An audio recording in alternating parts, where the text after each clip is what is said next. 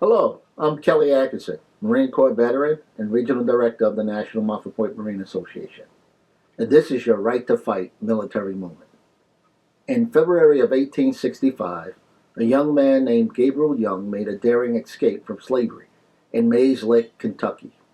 He had to leave behind his wife, Arminta, and their baby son, Charles.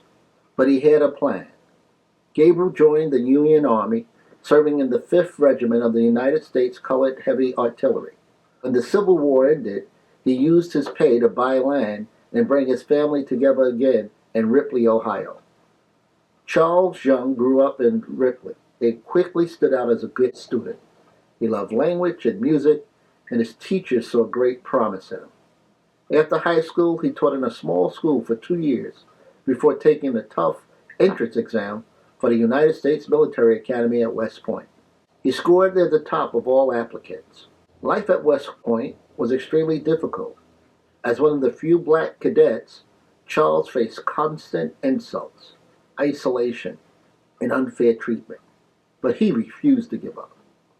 In 1889, he proudly graduated and became a second lieutenant in the United States Army. Lieutenant Young began his career with the 10th Cavalry, then served with the 9th Cavalry, both all-black units known as the Buffalo Soldiers.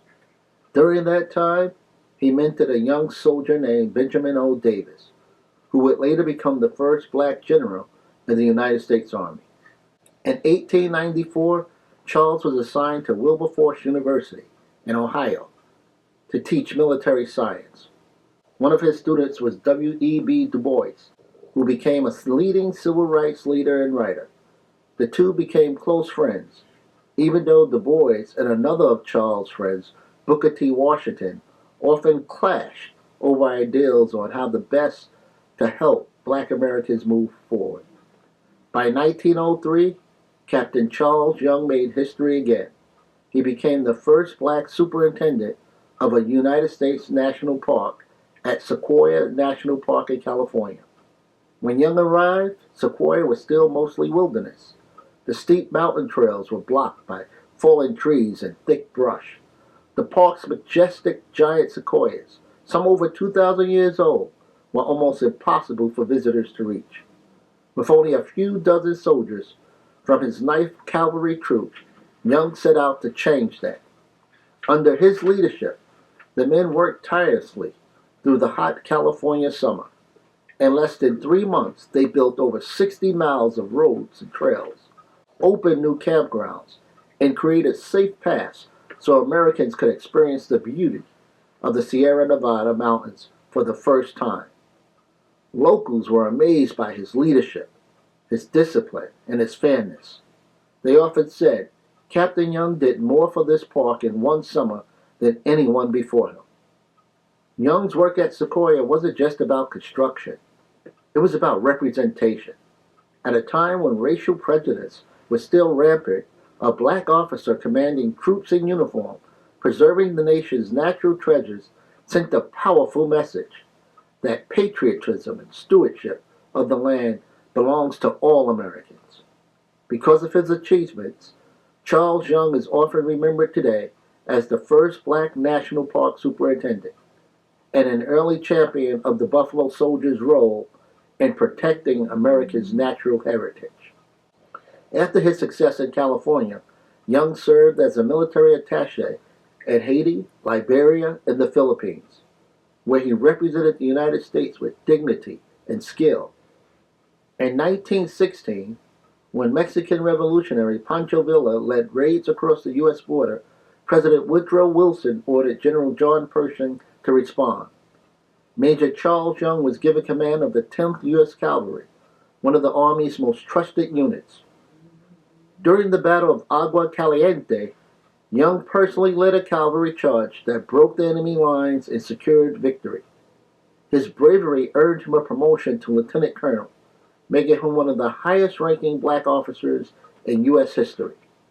When the U.S. entered World War I in 1917, some white officers feared that Young could be promoted again, possibly to brigadier general. President Wilson intervened to prevent any black officer from commanding white troops in battle. The Army then claimed Young had high blood pressure and forced him to retire. His response became legendary. "That's only because I love my country so much." They promoted him to full colonel, the first black soldier ever to reach that rank, but kept him out of combat. Determined to prove his fitness, Colonel Young made an incredible decision. He rode 500 miles on horseback from Wilberforce, Ohio, all the way to Washington, D.C. All along the way, he was turned away from hotel after hotel, all because of segregation. In one sundown town, he was finally allowed to stay at a white hotel. The townspeople, moved by his story, asked how could they help. His reply was simple: "Don't worry about me, but if another black soldier comes through, give him a place to stay." After 16 days on the road, he reached the capital and met with the Secretary of War. They allowed him to remain on active duty, but still refused to send him overseas. Instead, he trained black troops in Ohio. After World War I, Colonel Young was sent once again to Liberia as a U.S. military attaché. In 1922, while on duty in Nigeria, he became ill and passed away. His body was returned to the United States the following year. On June 1st, 1923, he was buried with full honors at Arlington National Cemetery. Thousands came to pay their respects. His influence, however, lived on.